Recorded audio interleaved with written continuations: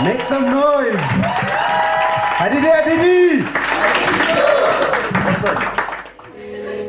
You cry. Yeah, cry.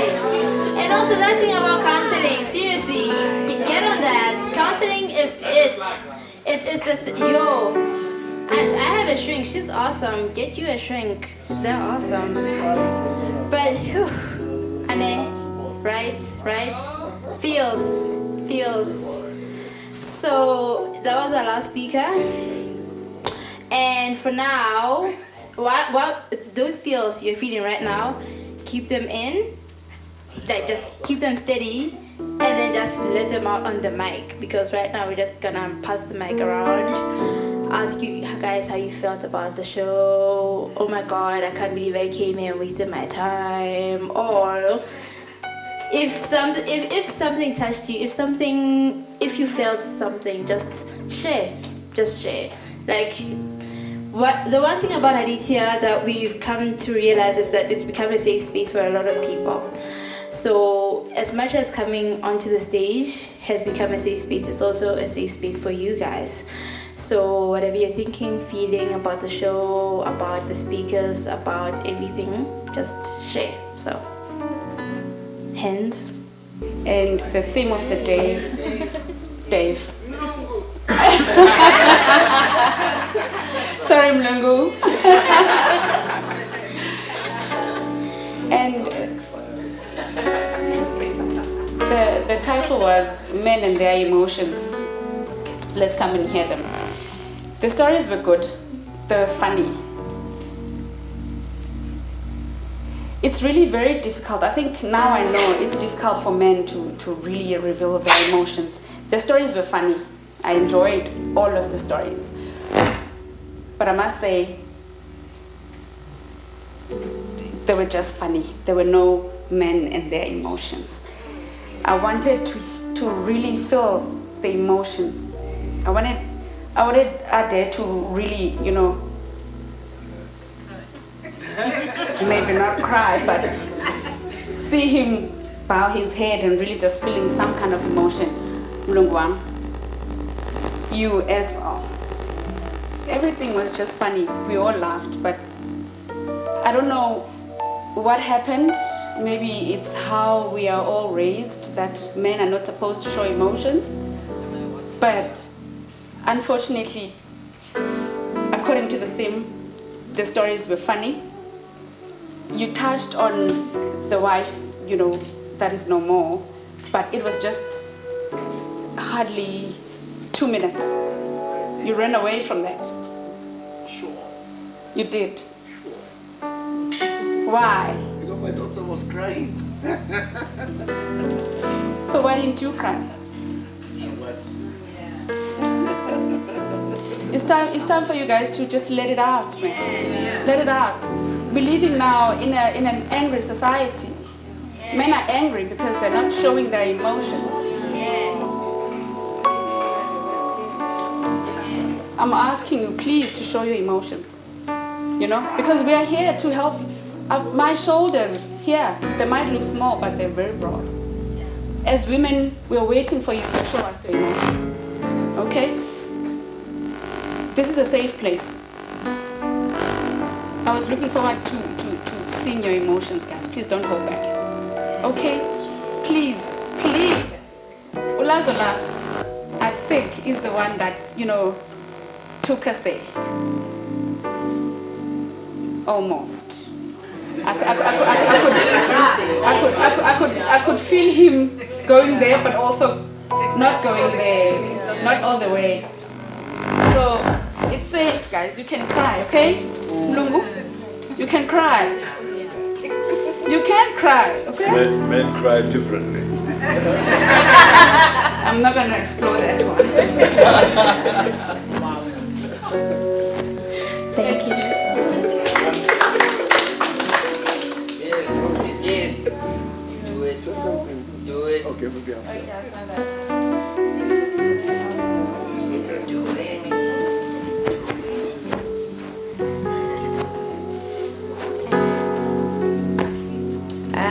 Hi. So I come to Hadithi lot. Lazola knows that I try not to miss a session. But when I saw this particular poster about men and their emotions, it hit a really hard place in my heart. And I just have to attest to what the lady before me was saying. This has become a safe space. I think I have to say, Hadithi, I am so proud of you. And I am following you all the way. Because we don't have many platforms like this. But we can broaden this. We can do better than what we're doing now. We can make men know that it's okay to let us know what it feels like to go through what you go through, because we as women want to understand. We have the one-sided story, and this is why you've always had women coming up and telling stories, because they are vulnerable, they are hurt, they are the victims. But you are also a victim. You are also in this situation, and there's a two-part to the story. 3, maybe 4, maybe 5. We go generations down the line. I've lost my father, and I've had to bury some of the things I've had to say to him and never got a chance to hear what he had to say back. And now I have to bury all of it because I can't hear him say and explain his part of the story. And for our children and our children coming up, we need to hear these stories. So I'd just like to attest to what the previous lady has said. We need to hear these stories. We need to understand them, and we need to feel them, and we want to do something to heal our environment. And this is what brought me here again today, to hear the stories of men. And thank you so much for the men that have shared. But there's definitely more where that came from. And I'm so happy to be a part of this environment and this space and this place right now. Thank you, Hadithi. Thank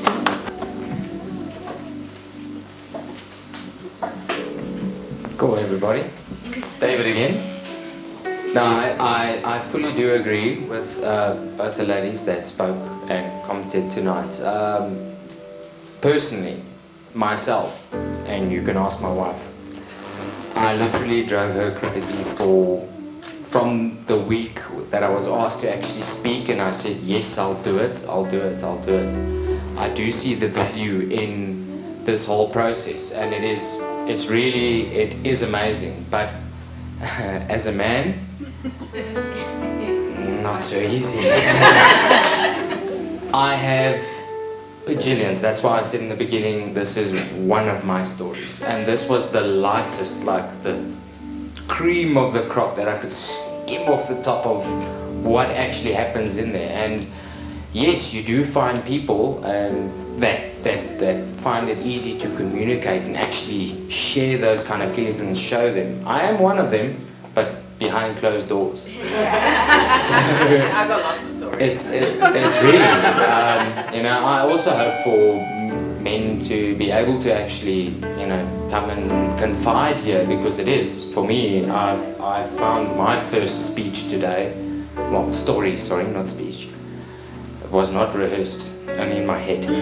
And it's I hope for other men to be able to actually, dig inside themselves and actually express those emotions.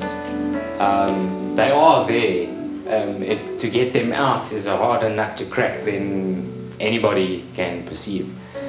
And clearly comedy is one of our shields. Yeah. So, anyways, but thank you for the commentary, and keep on coming back.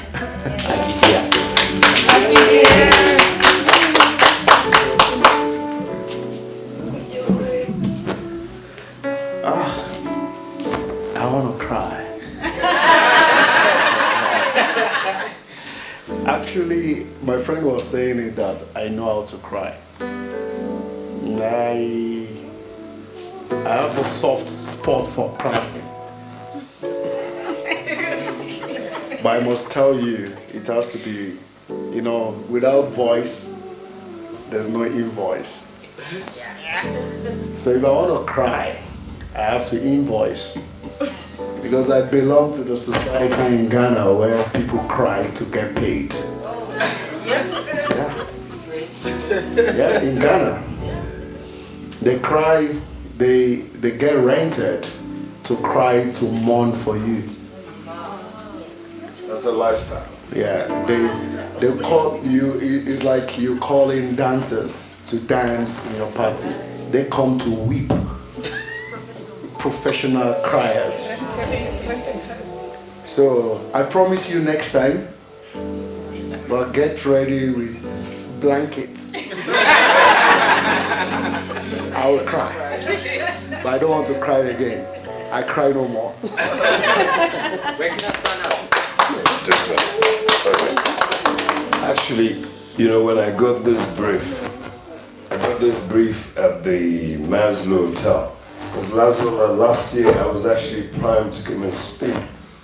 But you see, what happens is maybe because of my background, my background is actually very complex. My father had 4 wives, my grandfather had 3 wives, my mother's father had 3 wives, and it's always tough. Polygamy is tough.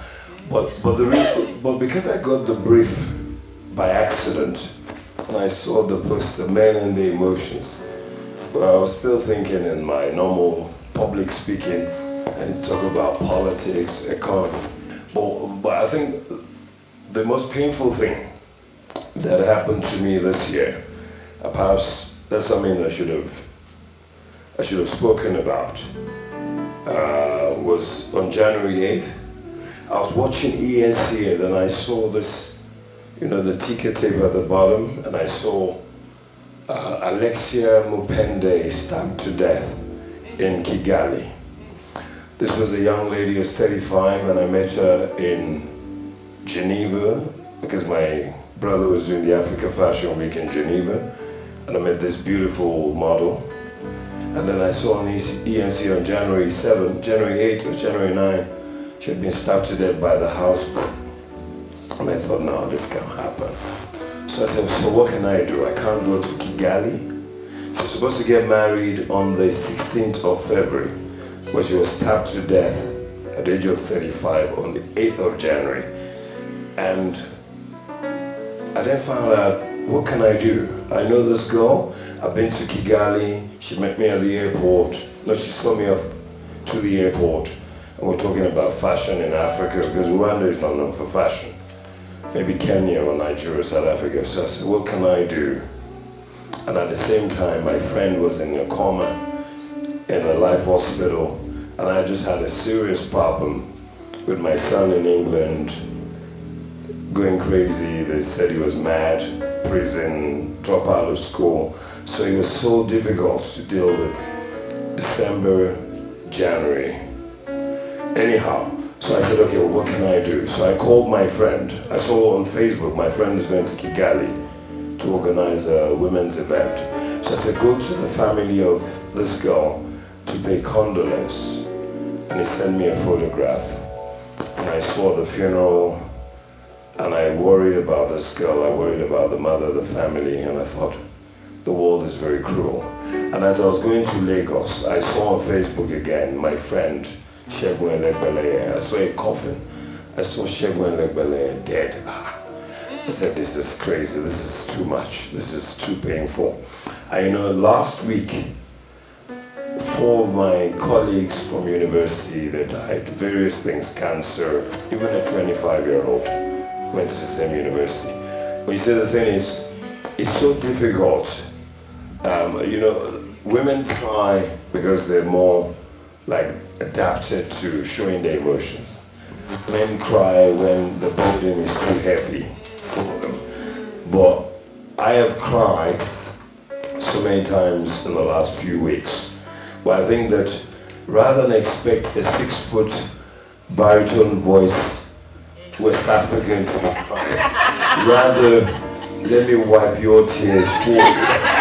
Because I think I can do more to wipe tears off. But I really appreciate this evening. But I'm sorry I got the memo wrong, you know. I should have talked about my son what I went through in London, driving to Northampton, looking for my son, who I still haven't spoken to since December, when he told me that my wine tasting, what I do is silly, because he thinks I should be an accountant or a lawyer or something. But yeah, my son is 24 on the 1st of May. He's my only biological son. My wife, I've got 2 children from my wife, but they're not my biological children, but I love them all the same. But my son's mother, in her wisdom, white people, black people will think that white people have monopoly of wisdom, but nobody has monopoly of wisdom. So my son's mother, whom I met at a salsa function when Brazil won the World Cup in 1994, and I was won by my Indian friend, not to take her home. But anyway, she had a baby, and the baby is called Joseph, Ayodeji Motola. But after, in her wisdom, she decided to marry, which is okay. So she had 2 children for a white guy. So we thought it was perfect, like what Lazlo was talking about mid-rent. Then after 10 years, she decided to divorce. And she called me and says, I'm leaving Martin. I said, oh, really? I'm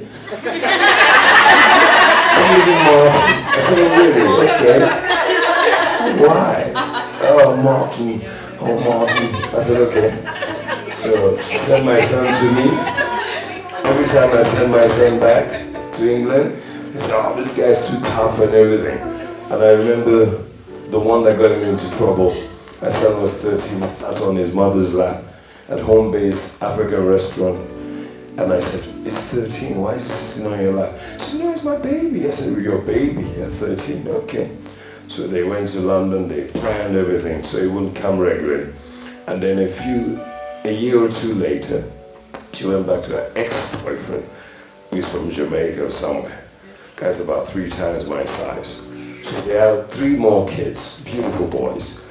The mother of my son has 6 children from 3 different men, 5 boys, 2 are white, 1 is, okay, 4 are half. So I want to cry so much about that one. Because, and I will tell the story because it's a very powerful story. But the beauty about all of us is that I believe that I will come back to Hadithi, Africa, to tell the story about my son, because my son is such a beautiful boy, and he's my father's first grandchild. But as we speak now, I haven't spoken to him this year, but I pray that he's fine. But he goes to a university where there's been about 30 suicides in the last 3 years, Bristol University. So if any of you are planning to go to Bristol University, make sure you have a lot of wine to reduce the tension, because people are committing suicides. And I know in England there's a lot of knife attacks. I said the reason why people are killing each other in England is because the weather is so miserable. Because we can't be nice when the weather is so miserable. I thank you, but I will cry. Lazola, I will cry next time. Few comments, ma'am. My name's Maria Medicina Chloe. I'm 11 years old and my birthday is on the 14th of November. I have 2 sisters and 2 brothers. My sister's the oldest, then comes my big brother and me. I'm the middle child. My sister Latifa and my small brother Lukman. I'm writing a book. It's about it's called My Life, or it's my life story. It's about how I felt when my mother passed away and what did I do. And my mother's sister, her name is, as we call her, all the small children, Mama Neen. She passed away with HIV in 2018. And my mother passed away in 2016, okay. 2016, and I was 9 years old. And I was alone with my siblings. So on that day, I actually saw my father cry with only a tear, and then Like a baby. finish. And that's all. My sister and brother were like what's happening? And my mother used to tell me this: if God takes someone you love so much, you shouldn't say God hated that person and he did it for fun, and he did it because that person he deserves it and she deserves it and she did something bad. God took that person away for something. It was their time to go. He never took them for fun. So I learned that from my mother. You should let things go. Like, you should let things free. At the age of 6, we had a bird, right? It was named Rosie. We always fight about the name. No, it's gonna be Peter. No, yeah, it's gonna be this. Yes! That's, yeah. And then one day, my mommy was tired of the bird because my brother every day he would like to let it free, and I always ask him, why would you let a bird free if you were the one who asked for a bird? And now he said, no, I don't want a bird, I want a monkey, because I am one. I'm also a monkey. And I mostly call him Abu because he's a monkey. Abu in Aladdin. Yeah, so we call him Abu. And see, my father's name is Lukman and he's Lukman Jr. And he says, don't call me from Lukman, it's Tyrese. It's Tyrese, not Lukman. And my father, yeah, you call him by Tyrese, not Lukman, because I'm in the house. And my brother, like, he's a boy, right? And he's gonna grow up as a man. And you know what he always tells me? Why daddy no cry? Why daddy no cry? And I say, he's a man. And he says, but men also cry. I see on TV. And I say, what TV you watching? The men cry. And he say, no, it's for real. Oh, what a problem. Why can't men cry? It is a problem. And then he says, when I grow up, I'm going to have beautiful children and I'm going to cry. Thank you, God, for those beautiful children. And my sister, she has a soft heart, so she cries for everything. So if you do this, she starts, you hurt me, leave me alone, and she says, I'm my daddy's favorite child, daddy's favorite small girl. And then every time he talks about me and my brother, she said, Daddy, why you don't talk about me? And when my mother passed away, I told my father, if you cry, I'll cry. And he never cried. I'm like, why are you not crying? I want to also cry. I want to feel the pain. And when it came to that day, and you know, my grandmother, my mother's mother, she never cried in her life. She never cried. But the day when she saw my father cry, my father, he was standing outside. Yeah, he was standing outside, and me, my sister and brother, and my grandfather and grandmother were all next to my mother's coffin, right? And when everyone started hearing, and is this the first time you're crying?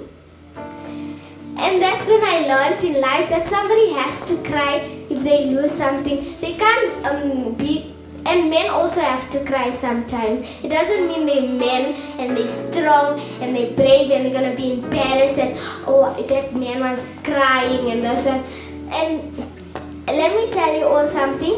There's a boy in my class, his name is Ahmed, and he's 10 years old, and he likes to get 90 and nothing below that. and he cries.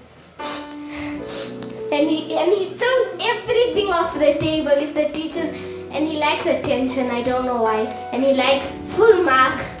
And we always tell him, but Ahmed, you get full marks every day. Why can't you give? And why, who taught you that you should cry always? And he says he doesn't answer. I don't know why. He's like, he's all red.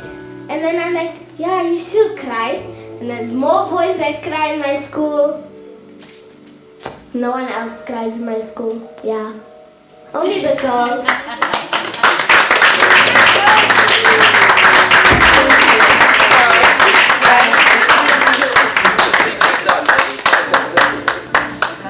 So much wisdom from an 11-year-old. Story that was incredible. I almost forgot what I wanted to say. But I will start by just saying, Lazola and your team, well done on the fundraising effort for Midnight to Beira. Can we actually just give it a round of applause?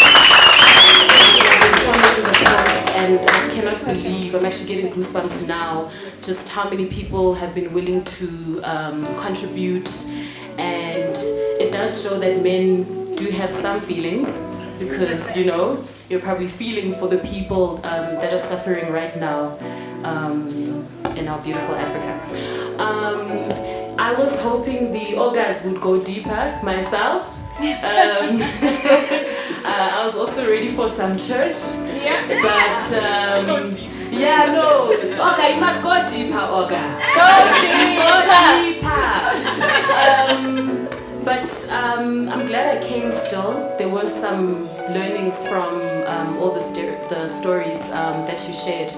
I think the one thing that touched me the most, Lazola Bell, Mr. Bell. So I've cried on Lazola's shoulder before. And I think the saddest thing for me hearing the story was knowing that I was actually just a few streets away myself in Midrand, and I just wish you had called me. I'll call you next year.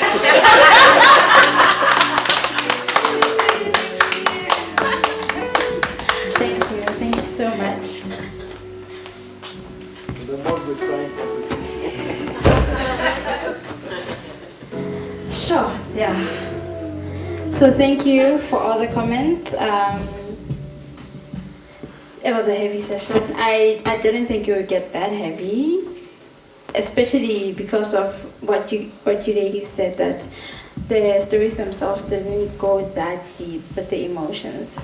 But we're here now, so it's fine. Thank you so much. We're just going to do one last thing.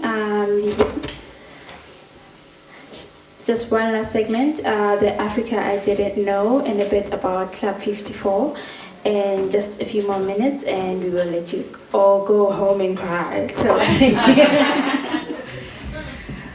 Sorry, we're running a bit out of time. So tonight was a bit of a first for us as well as Hadithi. It was the first talking to the men, for the men to share their experience. The woman said they're disappointed, you're not vulnerable enough. So hopefully the next time that you come, you will be more vulnerable.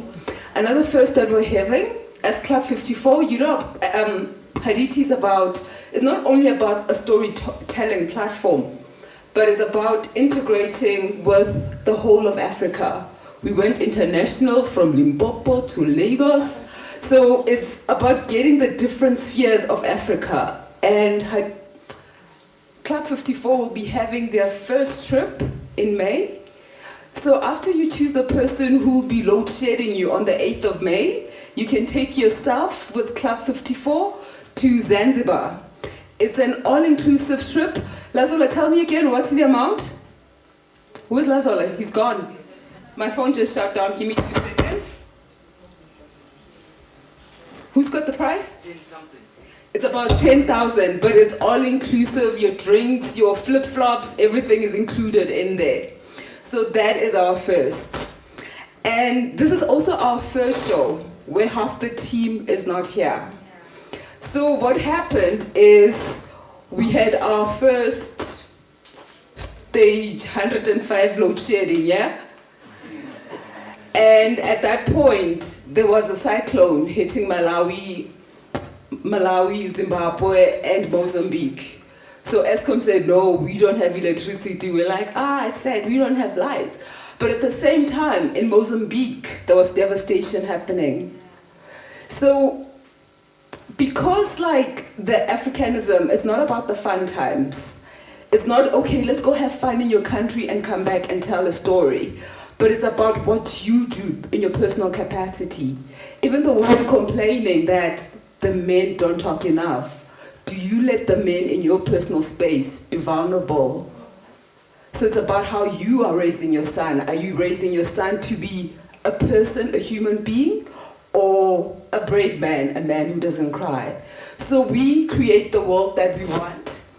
And half the team, because we said we have a show, we didn't know Cyclone Idai was coming. So half the team had to come and run the show, and half the team is packing.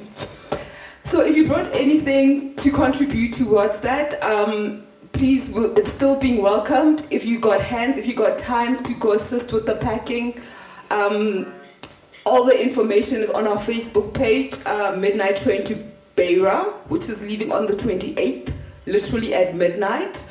The truck is there, and we greatly appreciate people like yourselves who make an effort to, when you see an initiative and you support the idea and you don't sit and wait for heroes to come save your life, you become the heroes in other people's lives. So thank you as well for coming this evening. Thank you for the patience as well. And we hope to see you next month again, where hopefully we don't have a cyclone. Ne? Thanks. And thank you to the musicians on my left. Are you going to close off, or must I wrap it up? Yeah, on my left, we've got our bird, Akona, also known as the Empress. Thank you for gracing us. On my right, Fat Kid Music. I don't know your Facebook page. Usually the person who's on here is like the Facebook page, the Instagram page. But if you connect with us, he follows us, he's on our page, or if you need him, he does private events as well. We can link you up with him. And we've got Q, the engineer, and I didn't get to meet the cameraman because this was spontaneous. I didn't know I'd be on stage as well over there. And we have you fantastic people who always keep on supporting us and keep on supporting what the Hadithi Africa initiatives. Give yourself a round of applause.